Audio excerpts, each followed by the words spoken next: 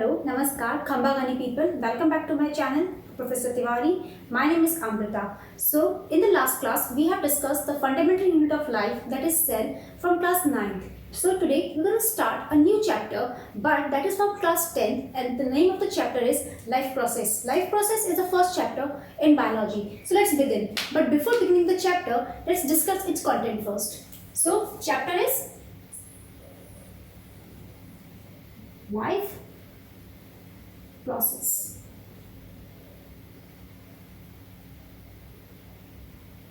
Okay, its content, which means what topics we're going to cover in the whole chapter. First one is introduction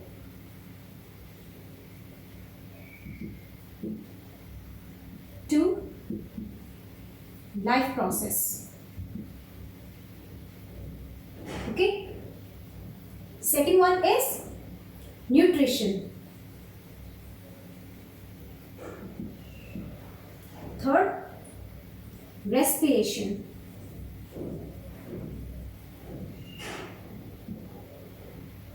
Fourth, transportation.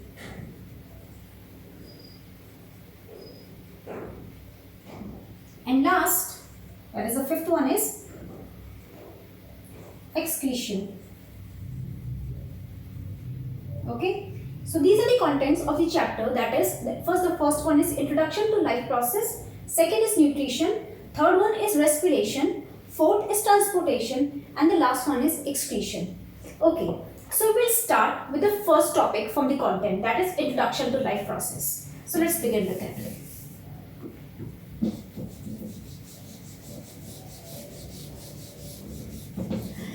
Before beginning this whole topic, we're gonna discuss few things. Okay? Alright.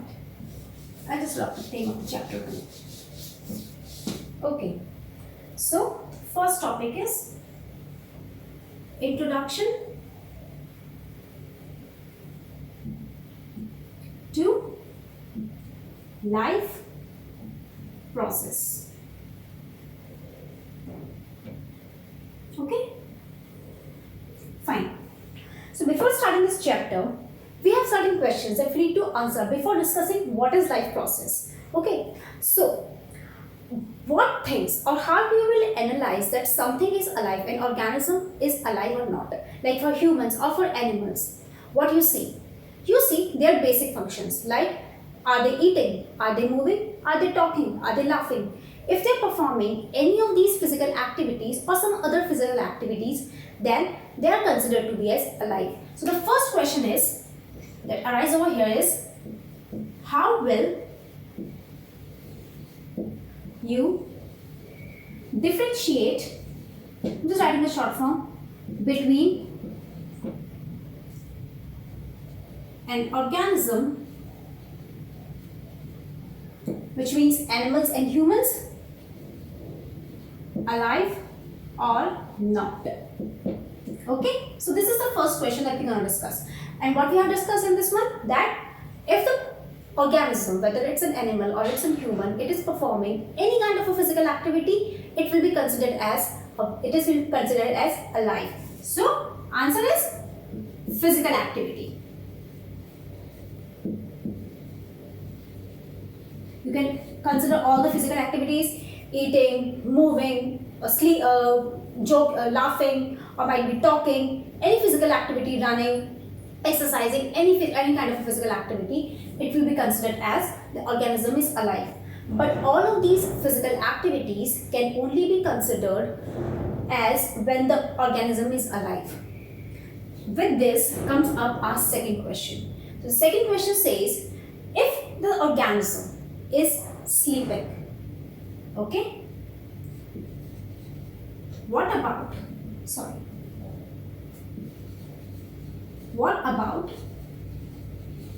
if organism is sleeping? Because if an organism is sleeping, it can't do any of the physical activities that we discussed. Okay, it will perform physical activities when awake. Okay, but what about if if organism is sleeping, which means it will not able to perform any of the physical activities, which means neither you are talking, neither you are walking, neither you are laughing or might be eating. Okay. Now, if the organism is sleeping, will it be considered as dead? No, it will be not considered as dead. Reason is behind, you have to check its breathing. So for an organism who is sleeping, you have to check its breathing. So if the organism is breathing, it's alive. Okay. So if the organism is breathing, it is alive, whether it's an animal or it's a human being. Okay. Now, this is for the two conditions that we have seen, that if the organism is awake during the conditions, like it can perform physical activities, then which means it is alive, it is awake in awake condition. What about in the sleeping condition? In the sleeping condition, if the organism is breathing, that means it is alive. Now, we have discussed about the animals and the humans. What about plants? Because plants are not performing any kind of physical activity, like they are not moving, they are not talking, they are not eating. Okay, so how will you consider that a plant is alive or not? How will you consider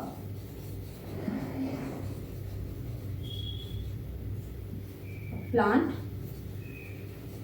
is alive or not? Because here the plants neither sleep, so you can't check its breathing, neither the plant is performing any physical activity when it is awake. So in that ratio, in that aspect, you will say, oh, the plant is a dead organism. But no, the plant is not dead. So what criteria has been there to check the plant is alive or not? The criteria is, the major criteria is to check its leaves. Okay, green leaves,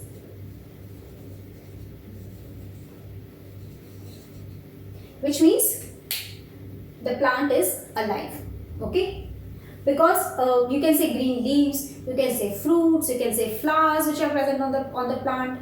So all these characteristics give a status of a plant that is alive.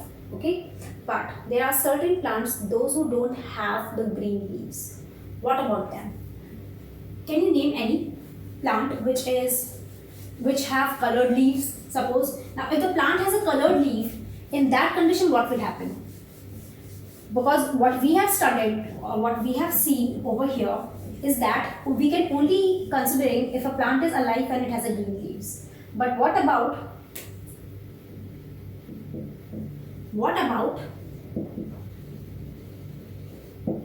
plants with, this is a sign for with colored leaves? According to this criteria, if a plant has a colored leaf, it means it's dead. No. I give you an example. That is the maple plant. I hope you have seen the maple plant. It was very famous in movie Mohabbatein. If you have seen it, Shah Rukh Khan has used it over there. Okay, like writing the love letters to Aishwarya. So maple leaves. Maple leaves have a very beautiful color. That is red and orange. So because it has a color of red and orange, so what thing you will consider for a plant to be as alive? So its growth. Another criteria that comes up for plant. Okay, so for if the plants have colored leaves, then you can consider it as its growth. So its growth is important. If you see that a plant is being growing, which means it is alive in nature. Now, moving ahead from this. So far we have discussed like almost 4 questions for this whole purpose. Okay, but all these things that we have discussed comes under the category where we can see or where we can observe things. Okay, we can observe the growth of a plant. We can see the organism is moving, eating, or performing any physical activity. We can see the organism is breathing, which means all of these categories fall under the visible category. But there are certain organisms, you can say they are plants, or there are certain organisms. There are certain plants which don't show, or if you just try to look at them, they actually don't show any visible growth, which means they are growing, but you will not able to see them growing, which means their growth is not visible to the naked eyes. Same goes for the certain organisms, which means there are certain organisms that breathe, but you can't see their breathing, which means it is not visible to the naked eyes. So organisms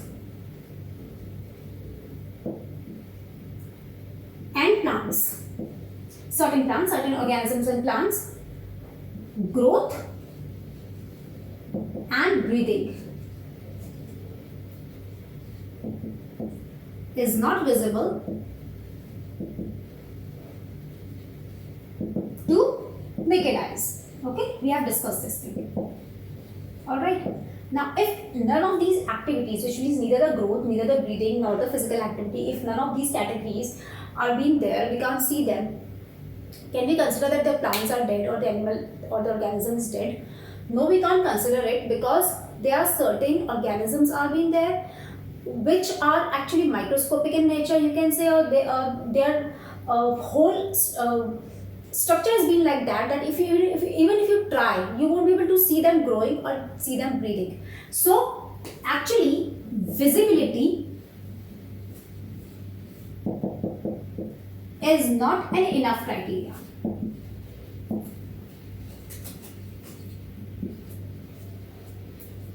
Okay, so visibility is actually not enough criteria to judge whether an organism is dead or alive, because we have discussed there are certain organisms or plants which don't show visible growth and visible breathing. Okay, but they still do. So visibility is not an enough criteria for that. Example, if I give it for this one, this one is movement of molecules. Movement of molecules. This is the example. Okay, you can see molecules moving, but they still move. Okay, other than that, if I say viruses. Viruses are very interesting characteristic that I've discussed this thing while discussing the fundamental unit of life, that viruses actually are very interesting organisms, because they are actually dead outside the host, which means outside the living organism. They don't show any kind of a life system. Okay, that is why we are being told to remain inside to get protected from the COVID or from the coronavirus, because these organisms, these viruses actually require some or the other living organisms. And because so far, if I talk about for the case of coronavirus, it has only shown that it is only affecting the humans. They are not like they have affected few animals in some part of the world, but they are not much cases are being there. So viruses are actually alive inside the organism and they are dead outside the organism. Okay, so basically viruses fall under a partial category, and there is a lot of controversy that goes on whether to consider viruses as alive or as dead organisms. Okay, but still they show movement. Okay, like transferring of coronavirus from one patient to another, from to another person through the droplets. Okay, so they do travel, they move, but we can't see them. Okay, and when they enter into your body, they start infecting it. Okay, now talking. All right, so moving ahead now. Another question comes up over here. Okay, what is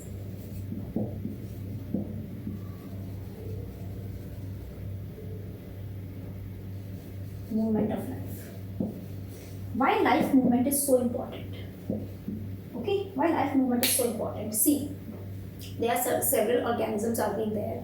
Okay, which actually require lot of things to be performed inside our body, or we can say if we just take us as an example. Okay, we are humans, so I'll take as an example for the humans over here.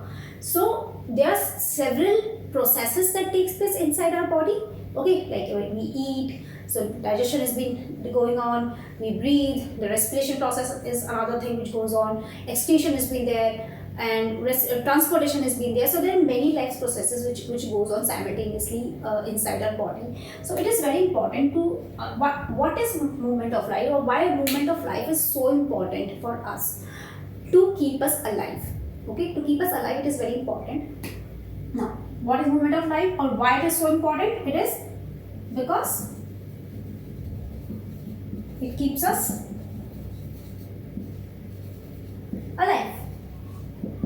Okay, all of these characteristics are there. Now, moving ahead in this whole one, like we have seen that our whole system, if we just talk about our whole system, then our whole system is being made up of many different functions that we have discussed just now, like eating, breathing, respiration, digestion, transportation, excretion. Okay, that we are going to discuss in the later section of this chapter 2. But before that, fine. So as we know that our whole structure is being made up of tissues. Okay, we are made up of tissues, or we can say we are made up of tissues are made up of cells. Okay, and cells have the cell organelles. So what is the structure like we have? We have tissues. Tissues are being made up of cells. Okay, and cells have cell organelles. Alright, we have these things. Okay, now what happened is actually these cell organelles or the cells do undergo the repair system, or you can say the maintenance system. Like our machines or our cars or our vehicles, they all require a maintenance system so that they can keep on running. Now if they won't go for the maintenance purpose, in case something has happened to them, or like after every few days or after every few months, we want them to be repaired. Okay, so the same thing is being done by the cell organelles or by the cells. Okay, so there is a maintenance systems that will run.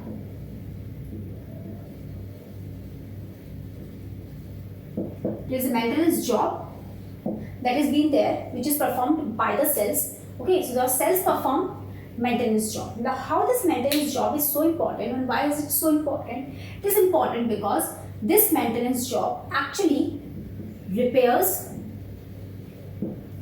damage and prevent breakdown. Okay, so what is the role of this maintenance job? Is to repair the damage, any damage which has occurred to cells. Suppose you got injured and there's a tearing of the skin that has taken place. Now will that skin will remain as it is? Will your wound be open? No, it doesn't remain open. It gets healed up after some time and new skin comes up. How does that thing takes place?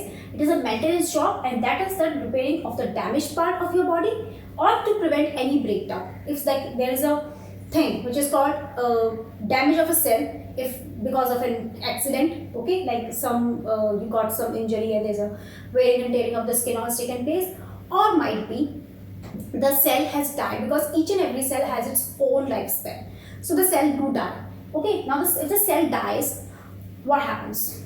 Okay, another point comes up. So in case this repair job is not been there, so cells do die. Okay, prevent breakdown, or you can say the cells do die. Now what is the role of if the cells are being dying continuously? As I said, each and every cell has its own cell life. Okay, like we have a cell life, we have a life, so even cells have a life. Now what happens to it? How if the cells are dying continuously? Each day we lose thousands of cells. Okay, but still we are alive. Okay, how we are still alive? We are alive because there is again maintenance job that is taking place. Okay, so cells do die, but they get replaced. Okay, or you can say the maintenance job is being taking place, so that the new cells come up and the old cells can be replaced with it. Okay, so this is the one thing that I wanted to discuss with you. Now moving ahead, with all of this, we can say what is a life process. Now what is a life processes? This is a question that comes up. What is a life processes? Now actually this is the maintenance job of the cell. Okay, alright, it is a maintenance job of the cell, and it is not like only one cell is performing these jobs. There are several other cells of the whole body. There are several other systems that are being doing some or the other thing, so that the whole thing can go together. So the processes, if I need to describe what is a life process, the processes which work together, the processes which work together for maintenance job is called as life processes. Okay, is called as life processes. Alright, so what is the life process? It is actually maintenance job of the cell. When all of the cells or all of the part of the body perform certain these maintenance jobs, okay, then that is being considered as life process. Alright, now moving ahead into this, because the cell has to perform several life processes, which means that they require some amount of energy. Like when you do something, okay, even when you have to study or you have to play or you have to do any physical activity, you need energy for it. Even for sleeping, like if you're empty stomach, you don't have food inside your stomach, you need food even to sleep also. Okay, because otherwise your brain won't function. My brain doesn't function if I don't get food. Okay, so yeah, I can sleep. So in that way, for each and every processes, you need energy. Okay, and from where do we get that energy? We get that energy, the whole energy, from the food. Okay, all right, fine. So for maintenance job,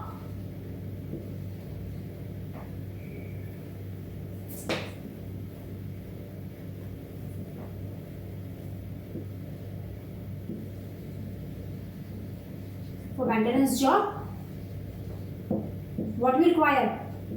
We require energy.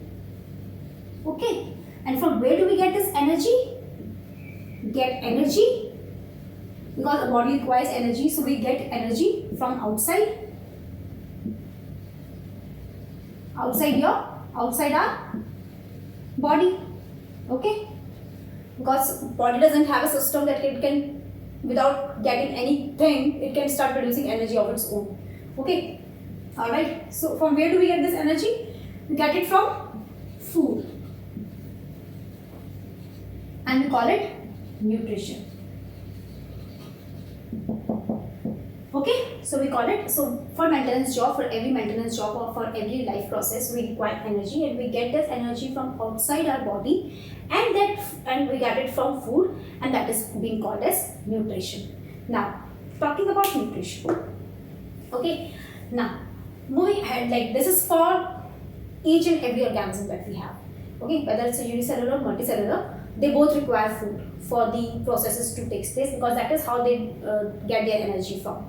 But over here, there is a bit of a difference between the unicellular and the multicellular organisms that comes up over here.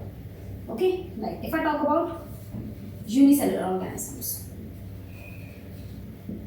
what about unicellular organisms? They are single cell, and multicellular we have already studied. They are multi-cell. Okay, so here what they do is, if they want food, they will, because their whole body, they have a single cell and their whole body is exposed to the environment, so they can easily grab the food from the environment.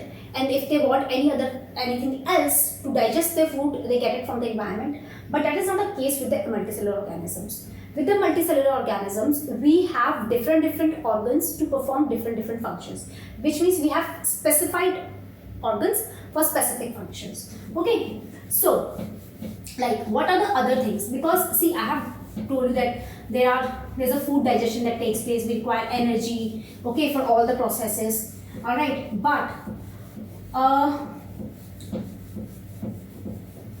does this happen without like we eat food and instantly got energy? No, it's not like that. There's a series of chemical reactions that takes place.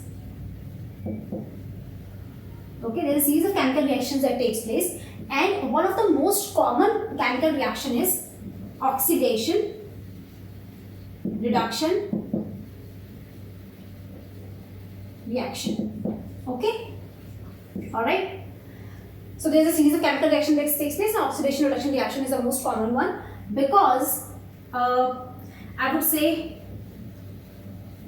because like on the earth, the whole system, or you can say all of the organisms that we have, they are basically carbon based molecules. Their life depends on the carbon based molecules. Okay, life on earth